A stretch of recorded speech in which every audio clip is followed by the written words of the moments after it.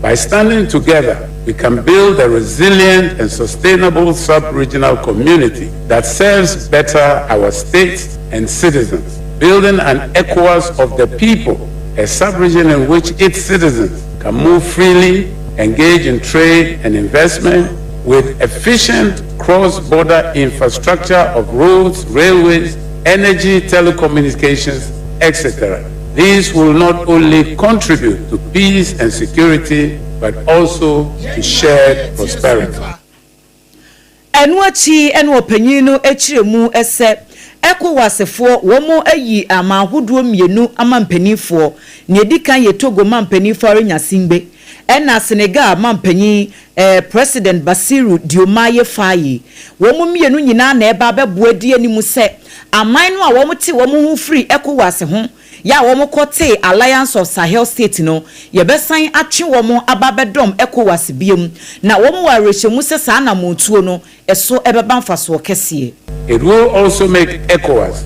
a strong pillar in the construction of a united Africa, which our youth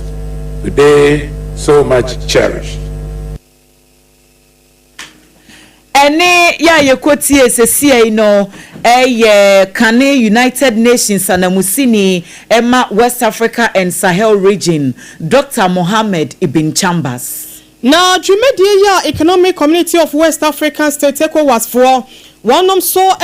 wabra na Ghana Armed Forces for and one movement for Jumedi West and Yankasa won church Jumedi and na hufedie dano na one edesha so na etitu ni atwetro wo one mo so mabode semutu adonko ye e wo man chichiri ye emu ahodo nyina da edwani monyam ebete Jumedi no ase na eno na Kane Nigeria mampanyin Chief Olusegun Matthew Alemu Obasanjo wano so ebe PM wabra na wadina no disia metudwa no wogina simpie ni apasoja kasamunsemu a woka no eni se ECOWAS abanodefo no eyade a wonum eye adwumaso eba bambo ho nsemu a wonum akenya won ho ya wo pre bambo so no nko ede ama wonum emmafo na so no eya na enipa de wo twasa no wonim se na chiachia wo kyerese eni mapaya wonum ye nyina no asemfonso anase eni mfaso kakra bi eya aba wonum afa no ti no wo koto asrese wo momo homre so se be ya bambo ho nsemeba ECOWAS ama hodo no a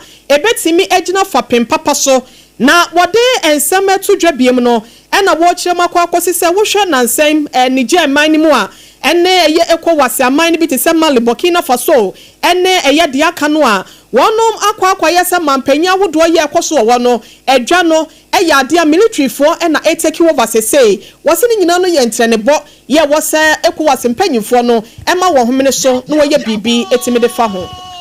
Regional bloc operated on several fundamental principles and including equality and independence of member states, solidarity and collective self-reliance, cooperation and harmonization of policies, non-aggression, peaceful dispute resolution, promotion of human rights and good governance. With such principles, it didn't take long for ECOWAS to become the pride of Africa as the continent's most vibrant regional economy. Until recently, the Union recorded many accomplishments and successes which made it the envy of other regional blocs. Na yewra Obasanjo na no di sem no wopia so ekwanimu etresa wade abasobode ede mampanyifo ya ECOWAS otua no na wasedi wo ho yaw kakra esanse fribresantinie ena wonom eye adwenkro so behwe ama abibre mu atoye fam asenum no yatimi edisikakro ekono wase besine asa wo nyina abomi fita dukwayi wo mani ena wonom te wono so ehonsem no sei en wase ne fae. Maybe at this point I should mention a failure for which I will partly take responsibility. We agreed to common currency, ECO, and we left it entirely in the hands of experts. And they gave us, I think, 4 or 5 convergences. I don't remember. And what happened when Nigeria met 3 of these convergences? Ghana will meet 2. when Ghana met 3, Nigeria will meet 2. And so we never converge. And that was a mistake. I will see any pan and the same metragu ye ayakane Nigeria mampenyin Chief Obasanjo. Ya to so e bambosam no mu na Ghana afisem so afo Urumyanfo Muntaka Mubarak Mohammed M. Wadi atuja kire se yenuanoma presifo we ene ya mpo fresh wine. Wanu mu quantity ya ene wanu ba bonten ababa ya adwumaso ne adwuma ba tade abo man Ghana no. Ene wadi atu onim no kire se mu bai. Presifo wo mo terms no service with integrity. Mu make sure say my integrity no aye adwuma pa. Eno ya number 1. Number 2, afa momfa oman no ho do enkoye adwuma. Na mun declare mu ankasa mo self. Wa hu brofo oyusu ye no. Wo kire se prosi adwuma no betimi akonanimu a na adwuma yefo ewo mu no wo mu nimde ene wo mu susuye ene sebe wo mu suban a wo de ye adwuma no ene betimi aboa. Na mom mam megina bonten emetwa bo ma dobafo. Mam betwa bo emfa ma wo mu a mo be cheche won wo kwan so. Wo kire se eba ne sa pe e de ohaw ene abenedi ene to prosi adwuma no so. Enu nti wo ka de a kire wo no ma ne ya wo ba bonten se mo ba monten so a ma mo hwe ne ebinum aye ntete ya de ama mo no mo fa anya adwuma na mo moa ema prosi mu die enkonkan. Distinguished ladies and gentlemen, the changing face of security in Ghana, which is characterized by emerging complex and cyber-related crime, violent crime, communal conflict, and changes in modus operandi of criminals, among others, continue to place a huge demand on our personnel of the Ghana Police Service to deliver service that are more diverse, complex, skilled, and specialized to deal with these menaces confronting us. The current trend in crime has positioned personnel of the Ghana Police Service to live up to the legitimate demand of the public for peace, safety, and order, and again addressing the security needs of all times. Ani ayati ye Urumyanfo Muntaka Mubarak Mohammed aswanse mrashebedwani ya wonu kro ye esan ye interior minister efutuo ya ode ma prosifo eno no na aprosifo passing out na nyankran hanko a en wo mu ye bie asante mantemo enso ebi ekoso ya ye kasa die omanfo be ye 545,000 woman so pass out every training school ni mu ewo honom na Dr. Ernest Kwabena Owusu director of general services ewo Ghana prosi edwumako no emu wono ena fru simpie ewo asante mantemo ya wono so de adesrede eto aprosifo no animu se apobo ene se ye han ye ni akire nipa eno de wo munyi emfiri wo makwan mu kura se prosi ni asemo ba ho a wontie kura no wo makwa akopapa wo bie ni so akodi nipa ne mpabro no wo se no de enka adwuma ne ho enti wo monhye na wo montwe wo ho emfiri ne mabia etisa ho. Security is a shared responsibility. Let us support our police service into this recruit. In all this, your gallantry, service, and sacrifice as commit yourselves to the difficult but noble task of serving Mother Ghana as police officers will always be appreciated by the good people of Ghana. Together, we can build a safer and more secure Ghana. May I kindly invite you to thank the commanding officer, Police Training School, Kumasi, your drill instructors, administrative and mail staff, and all others who assisted in diverse ways to bring up and shape you as civilians to make you what we see today. Dr. Ernest Kwabena Owusu, Director of General Services, ewo Ghana Police Service, ena yeteni nken. Afeye remwe ewo oswafo ya wono ehwenkiza hodie ho ensem so ene abefo kwan ya yede edijumon monyafo Samuel Nate George ningo prom rahebedwani ni die mu penyi afren centrefo hyiemu we krampo de na yamansoafo ene centrefo ena na edikaso bom adwenjwe wo ma ne ho na de ewo won manum no watimi ato ede ama eye yen sebe ya yenso yebesom na yetimi akobo ho dawro na bra yewura Nate George wo kasa no asamba akoye free na num to form ya wo kire se ha dwempa ne wo de wo form abakura na wusuro akwada timbe mama papa no o di akwala no mama ɛna obu atopa akwada no woya wo niama disie na ba ne sen ɛna ohu atopa ɛba ne sen no ohu sɛ obi no obi kura mpo kabo ma wo fina no anase bia wo mokoye bibi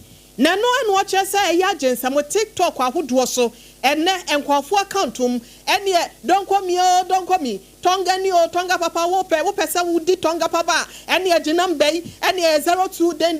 no abobo number ahya wo brabo ɛne niema ɛnse yeyi ye ho ɛde akyerɛ mansan ni titru ne nkwada ne wɔn mo munim hwee no yɛwura Samuel ɛkyerɛ sɛ yɛsɛn kwada yɛsɛn kɔfo ma ɛwɔ man ka na ma sɛ niema mmerɛ ne amane ne kurampo no ɛkotia saa niema ya na ɛte sɛ yei ɛte sɛ be betimi abo ya mammerɛ no ho brenti no wɔde ato dwa sɛ wɔn mo yɛ biribi afa ho na ne nyinaa ne sɛ TikTok foɔ no mpanyinfoɔ yɛ bibrɛm asɛnom wɔn mo ha sɛ wɔn mo madika so bom sɛ wɔn hwɛ ne titiro man ka na mo asɛnom kwan ya wɔbɛfa so na watimi ama yankasa yɛ niema yɛ wɔ yamammerɛ ne yɛ niema no yɛbɛtimi ada na die dodoɔ na no akyɛn deɛ ɛkɔ so no wɔn nyɛ biamu nso no wɔn mo ne abambafoɔ cyber security foɔ no ɛnto kɛsɛ na wɔbi biada wo content wo de bɛba na ninyi ho ne ade bi se na wo mu no ɛne forever and never wɔn ba remove you ɛwɔ abla wonya kwama TikTok no so kora biem wɔsa de nsɛm sei ɛka ho wɔ abla na wɔkyerɛ sɛ empata bi wɔ hɔ a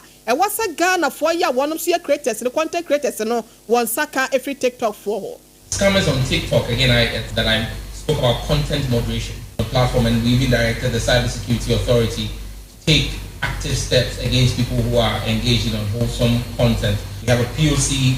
link with the platform with which we execute takedown orders. We are awake to the propensity of people to use the platform for evil, even though the platform is a platform for good. And so we'll continue to enforce our regulatory mandate to ensure that we take down the accounts. And accounts that are recalcitrant or we realize especially targets children that much, we don't just take down the accounts, we try to zero in and identify the individuals behind the accounts and make sure that they face the full rigors of the law in the courts of the land. Manswafo ya wando shenkita hodie so ene abefo kwan ye fa so didi djuma eden sesemu ba Minister for Communication, Digital Technology and Innovation Yewura Sam George ena yetie no e Amrado ya wada my Ghana sikasem ano e Bank of Ghana ho no eye pani pa ya wa bene papa Dr. Siama no ene wo kire se no kre Bank of Ghana fo abu nkompo no akọ wanchia kohunu se o man ye gold reserve ya ye wo titiri pa no ekọ nanim kakra pa wo de toto bosumi mienu atwamu ene empo bosumi ye na anu ye iwo no so besen ko ye no a na chese o man de no bosumi ya ye bu ho akonta June ni de na afa no no aduru mu a ye bu ne ho akonta no wo ko nanim papa wo kire se bosumi oforisu bosumi no mu no ye ko ya koduru be se 31.37 tons ena me bosumi no nso no ekọ ya koduru 32.16 tons nanso ebu nkompo abehwe bosumi na na watwa mu ye ya afekwa na yasi foforo mu yi wakwa koduru be se 32.99 tons ya wako nanim ye pa e kire se wo man Ghana ye ni abre si esika se betimi abo ho ban we nyina mu no Bank of Ghana kire se eyense na ho eye niema eso wo man ni nyina hunu se o man Ghana sika sem no e betimi apeke na emom ye keka we nyina abomu na gold board fo nso boa na afi wonom nso a ye mo license so mo nkotu fo magudie e wo mbra kwan so na won de mbra nso be ye adwuma na mbra ne ho hyehye ni nyina no ma di su pepepe no e beboa amoman no enya gold ni bi e de agu ho a sese ye betwe ho e de afiri se ye kwa akopa America fo dollar anase ekopa enyi esibroni die ni bie anase mpo sese fampo ne yekopa ye atwe ho afiri ho ne ye di sika akọ gold no eno betimi abo ayen pa se ye pe bi agu ho na daachi bi ye yi ho free se ne ye kurakura ye sika no a etimi abo ayen ama ye sika sem etimi agyina ye wo si ha aka che oman ni nyina se ye mfa ense ye Enfanta Bank of Ghana chi na nhyehyɛ ye bia one day ba e de ababo oman Ghana sika sem no ye etimi abo ama ne manyina so etimi akoyie. Yet also National Security Operatives here was Mantemo and Ghana Highway Authority woma hyase yenhwehwemu de afa dwurimudie po ne kankan bia wo mo kire musa koso ewo Axo Load Station no ewo akom ewo afigya kwabre North Mensin no emu na nsemu ntemu na mabunu bi ewo National Democratic Congress NDC amyeko no emu na nodwa da bi na June ni de to so aduasa wɔn kɔ bowura station hɔnom ɛne ɛnya sɛm kuma wɔn kɔ pusu wɔn ho paa wɔn kyerɛ mu sɛ adwumayɛfoɔ wɔ hɔnom ya no wɔn tae ɛde ahyɛnkafoɔ no a wɔn etwi overloaded vehicles no na yɛgye wɔn sika no a yɛgye wɔn nso a ɛmfa mmarakwa mu yɛmmɛyɛ ho account o na kwabrane akɔakɔhyɛ ne bɔtɔm nam so ama NDC mabunu no sɛ wɔn ntena se nyɛ nhwɛhan ɛma deɛ ɛkɔ so wɔ saa Axolo station hɔ no ɛnkɔ so a ɛntoa so saa na ɛno ɛbɛto odwa no national security adwumayɛfoɔ bi kura ne kopie wɔ hɔ ɛma kasakasa ne nkɔmmɔdie bi kɔɔ so ansa na mabunu no wɔn akoma ɛbɛto wɔn yam na wɔn afiri hɔnom ensemi ebeto monto manfo dodo no a na akasa edietia sɛ asenkafo no kura yetimi gibe 20,000 ne achire edi free wo mo ho no a emoa mu dwumadi a wo mu edi no enkonkan na owura John Kwame Jabari na nsem twafo twetwe nkomo ya wode ensemi tu jase hwehwemu no de wo ma hyase na wo mbe ya kwakosia hu wo mu a wo mu gi sika no a emfa mra kwan so yi. A discussion with the urban high risk from Accra. So yesterday they brought a team to come and meet us at the RCC and to learn to resolve the issues that needs to work there. So the team promised that we are going to work on it and get back to us as soon as possible. I'm sure that Monday should have gotten back to us. That's why the place is calm. Ora John Kwame Jabari wono ena okọ Asante Mantemu Oye National Security Coordinator. Na yemoremu ewo Ghana Tourism Authority wonom ene mpanyimfo na se adwumekuo ya wo me yakwansra ho sem nyina da eda wabem eya brano wo the report ana se ensemu a yabobọ ne po eba abonten ebekire enema ahodo ya ekoso ewo wonom adwumekuo mu no kyeresa sansa we no wo fa dia ya na wo de kire ene se report a wonom ede ba ye eya dia enema pa ahodo ne mpagyan kankro ya tumpon ewo wonom adwumemu no eno ho enkontabo na wo de eba adwa na wo kyeresa wo hwe omayi mu a na yebubu nkwampo koyechi a 2019 ene 2020 mu ho no wa bla na covid no ama ne humu no so pa no ene akwansra ho nsem na toto apekakra emasika ya na yenya no be se 2,931 euros na nipa na kura banso e bia na 10 days pa na se 10 night pe ena wo ba bedi ewo ho na wo kyerese no so eto amu akọ nanim kakra no eba 2023 ho no na kyerese bibia ekoso ama wonum etimi enya 3,746.65 euros ye no eye enika de prekope edema adwumeko no esanse baby ana ne mekeka ko 2019 2020 no na yesane nyina agiegu ede ama wonom na so wo kyerese free sabre no ba nyina no 2024 yi eyade no so anyenwu ewo mu se 2023 no kwani mu kakra eche 2024 ne de na so wo kyerese 2024 no wonum ekonya 3,742.98 euros ni nyina no ekyerese ampa Ghana yakwansra ho nsam no ema ne humre so na ema ne humre so no esa ayenkuranshe ede ama omanyi se wose yetimi keka ye ho na de ye no ye ma yetirimu enye ye de ne ye be ye de seresa esansa se ye ne ma no ba bia ba bedre de akwansra ho nsam na ye fe eye nika ede ama amafofrofo na se wonom a eye anu opa akwansra na no nti no wo kyerese ye duru we se ne ma ye nte na wo mo ebo mo moden na obi anso nya na afam de se be ya ene ma pa ya ye wo no ye betimi abo ho dawro na amansan ya tie na betimi aboa wo mayi nya sika no na empunto dodo na so na ban no etwe ede aduru wonom aboboa no se ye bo man no ne a ye ho dawro no ebi ni secure sanitary pad eye bia esan se wo mayi mu an ye no ye the state of the art technology en ye de aye se secure sanitary pad emwa ma yen yerenom yen gengefo no ena afa ye nua maanom ye namfo wa ene ye mama no womo bu wo nsape enye se boko asomdwemuli emfa ema won mepacho eye secure sanitary pad eho asem ena ye ka ne saa no se wonimu a me kire wade baako on se aka tete no de na womo yusuo no a womo ama no kura hunu se no ya nhyɛ da moa won no ade e wo hunie ebi wa na hyemu kuma be bi ho nsia enson asa wei ehyemu maako edumienu 12 eno ye baako afa ni etoso mienu ye de pel cotton bi e de atom finfin ho saa no eno nti eno no be nonom mojaso fin no a eba ni nyina no eno ye number 2 number 3 yɛde mint bi asa fam saa mint no ɛno no akwaya te sɛ nea wototo wo kuro wahu enti ɛbɛbɔ ɔbaa no ne maa no mu hɔ no ɛbɔ hɔ kama paa nti wɔn sɛ asɛ hɔ yɛ dede kakra na ɛbɔ no nti ebi mpo a na sɛ nyarewa bi anaa bibi bɔne bi mpo wɔ hɔ a eyi ne nyinaa fi nti esiesie maa ɛwɔ saa kwan ne so afei da na nabɛkɔ ahemfie so wɔkɔ akɔgu nsan ahwɛ a ɔkɔ kora wɔ mma sansa ahemfie no yɛsiesie hɔ yie paa meka mpanimfoɔ wɔyɛ mpanin kasa wɔne temaseɛ ɛyɛ secure sanitary pad ɛna ebetumi ama saa bonus wɔ nyinaa o ɛna ne boɔ no nso no ɛyɛ sei fofofofofofofofofo wode toto wɔnom deɛ no ho a ɛyɛ mmienu pɛ na ɛwɔ wiase ɛyɛ secure ɛne nea aka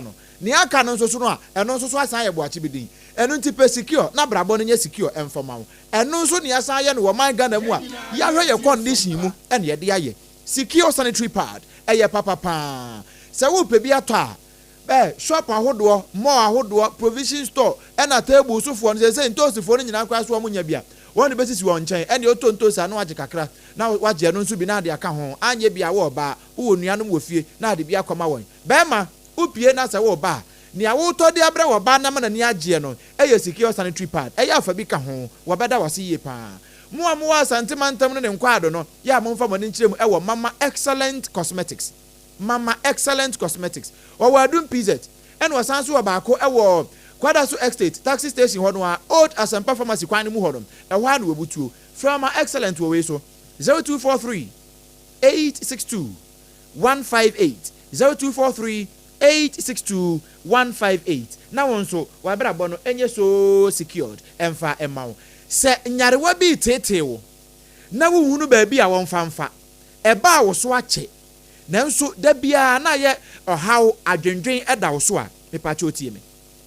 wawa de bɛyɛ sɛ mfie manim hɔ ni firi 19 choboi ebesi kwadwo manim hɔ awo ma ɛno nti da bia na yɛ atwa wɔn poa wɔn na ɛkɔ no wasi krawa wɔn na da bi saa din wɔn ɔkwa no yifiri wo ho so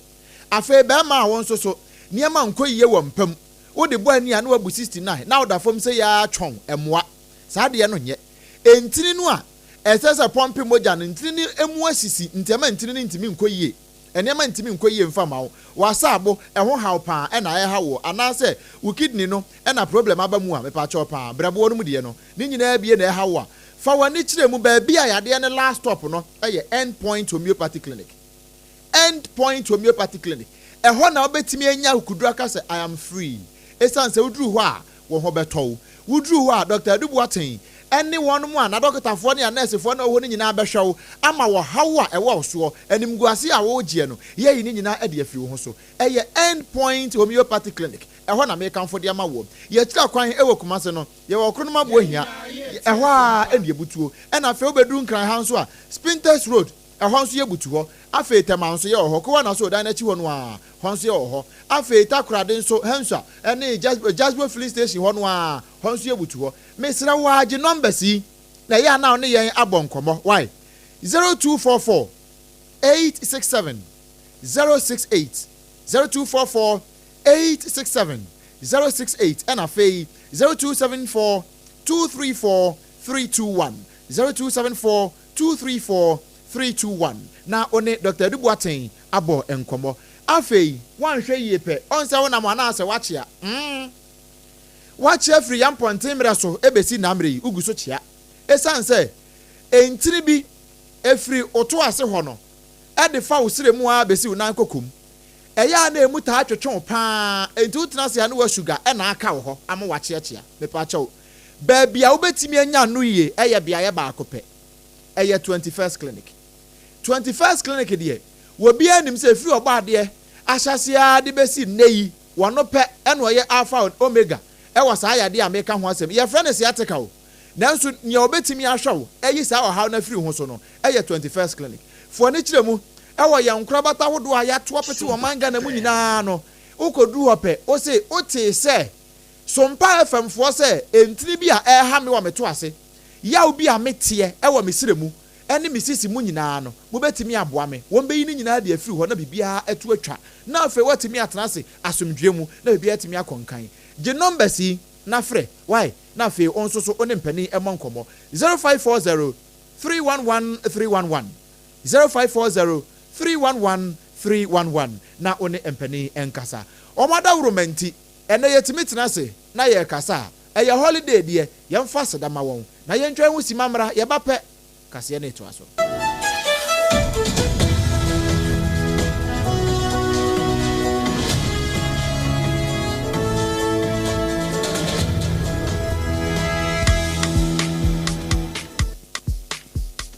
Kweku, minim se wa yeshe. Me kraman nane. Na so ebony show ho embaso. Mane hon sepeno. Ebony condoms comes in different flavors and available in all pharmacies, chemical shops, over-the-counter shops, and pubs. For bulk purchases, contact 055-230-0075. Ebony Condoms, Ghana's most pleasurable condoms. Make it worth it. We got peppermint, strawberry, vanilla, chocolate. We got peppermint, strawberry, vanilla, chocolate. It don't need the view means a condom. The condom will then it's not on, but Point homeopathic clinic. Ghana had the obi enim sesa ye prostate. Na baby omutimi ye screening ema hu ni ye etu asia. Na ye endpoint homeopathic clinic. Anase ye kidney, ye liver problem. Wo fa baby ena adjujo. Na de fa ne premature ejaculation no a be ma bi a wo ne wodofo akwakwahia. Asa wo di ne ho agro. Asa wo tonte. Ene ye bra endpoint homeopathic clinic. Na ye moa wo. Ema ne mema mo pa wo. Ye endpoint homeopathic clinic. Wo mo da mufua. Yare bia infections bi ne wo ho. Anase bia wo hwa wo fa baby na adjujo kidney problem prostate de eye endpoint homeopathic clinic kuma se ubehu endpoint homeopathic clinic e wo kronoma boy hia e na akra hanso so de wo mu gina mu ankasa e wo spinters bebre friend share signboard no huduro na ubusa sa wo pe endpoint homeopathic clinic obia e be kire for endpoint e wo 0244867068 and 0274234321 endpoint homeopathic clinic wo mu dem fua medo edra no pa wutimi to boase etwitwi wo ado na so ni me de yas toothpaste and the brush and the twitwi mesima minya homka senti na ye bokoi na me de me all time favorite yas herbal toothpaste and the brush aboa me amasesei menum nso a enwunu anasa de ehia me semfimfem me biem na wo hwasa mesi aye fita sesrecha homa na et brightens yas whitening toothpaste and the brush and me di hwimese enti na wo se afei na yas total care gel toothpaste and the brush ne de ebo wo se ho ban demu ne nyina ema wonum ye sham. Oh yes, Enukratrodo, Yas Herba, Yas Whitening, and the Yas Total Care Gel Toothpaste, and then the brush, Ebusian Chamfa. Sawo Pedudu 2 Ewon Kran ha. For Leicester Ghana Limited, and was 050-161-9588. Leicester Ghana Limited, and the Yas Toothpaste mo ahodo, and then the brush abejaso, abeboye.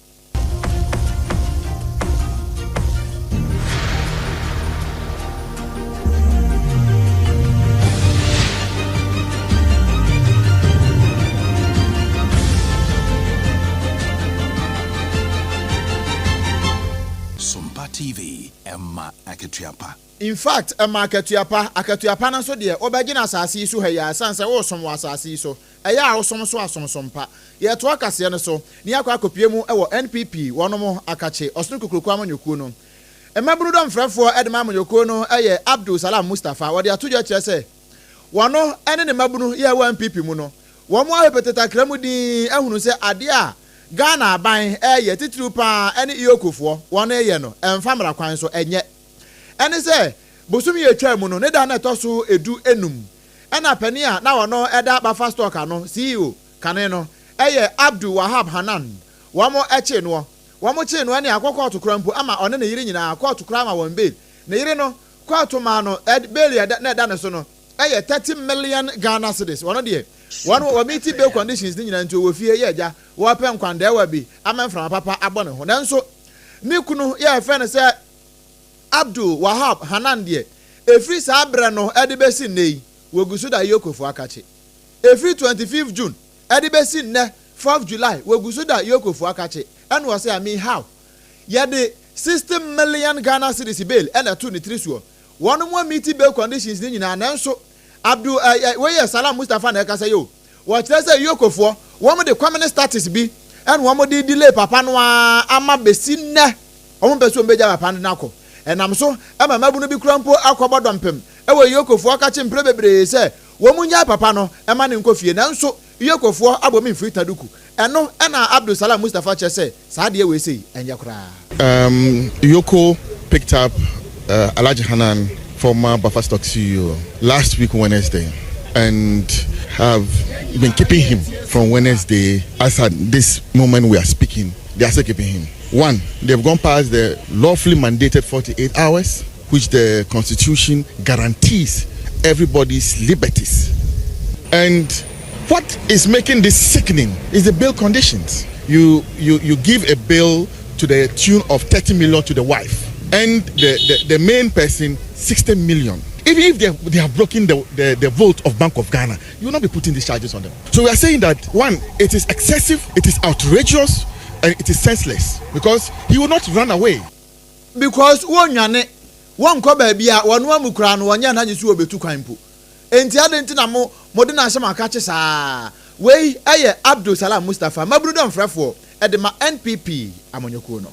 Dom kuma ye wo mai mrasebedwem no makasa etia omampani John Dramani Mahama ne 24-hour economy nhyehyɛ ya wode aba wo mu kyeremu sɛ wo de wo madwene mu no wo mu hunu sɛ eye propaganda bi keke wo ma hyɛda kofa 24-hour economy abase de ebe ye bebri Ghana fo ani so no wo mayi wo madwene ade afiri o hawo ne atete a ewo mayi emu wo mu kyeremu sɛ saa 24-hour economy a ye ka ho asɛm se ebetimi aye adwuma na ese bibia nhyehyɛ de da na akwan mu ensuo bo da fam enkanea bo ye adwuma ya kwan eye papa enwuma edoso wo wan mu o manfo no benya bia ye ene de keka ho na saa niema we nyina ni wasema kofa 24-hour economy aba ya na no wo mo hyɛ da kɔ ye ceremony soronko ekopa ho ntoma ene ho nkomodie die bebre kwa asese ano asɛm ɛda wo ma no a wo mo kan nyina ye 24-hour economy nso niema bebre wo honom te se D11 ne niema ekeka ho a enkoyi Ghana fo nim se enkoyi enso ase wo mo pese conversation no wo mo dane no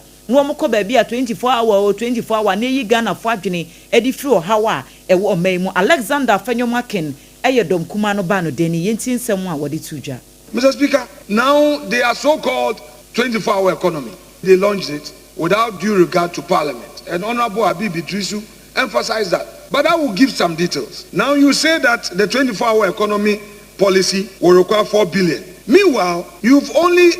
a paltry sum of 300 to 400 million in public funding by way of commitment. And you say the rest is on a private sector investment promises. Very vague, very vague. You go on a campaign platform to create the impression that you have something of value. Then you come with a vague promise that the rest is private sector. Meanwhile, there are no incentives for the private sector. Since they came into office, they should share with us a single incentive they've introduced for the private sector. Even the 1D, 1F policy, you've cancelled it. Then you say the rest of it is coming from the private sector. I want to ask the government, and I want Minister leader of government business to take this on board. The heavy dependence on the PPPs and the SPVs without clarity on structure, risk sharing, or funding sources makes this vague. So they should come again. They should come again. No, Alexander Afenyomaken wono ene yedom kuma no ba no dani. Na se wo mo ba biem se wo mo mabiem no 24 economy no dia Yera Abdul Nasser Alidu. Wono so eka empanyufo ya dwumadie no eda wo mabam no ho na wode atodwa se ma edom kuma ne ntina mrahye bedwam Yera Afenyomaken no nkeka de wope na se bebo se mo wo mo de aba na bo mo de beba no so no beba wo me ya fa na nyina da obi ani wo ebeyi na firi mo ama wo kyerɛ sa asante mantem kropo kumase mo wono ba behwe na emfidie ni nade adwumakuo bi aye wonom abi wo hɔ no ba beboa efuo mu niam ahodo ye betimi ayo ede aboa kuayo no ebi te sa abobo ya esekan ne aso ne ade no wonom ba bebie wo asante mantem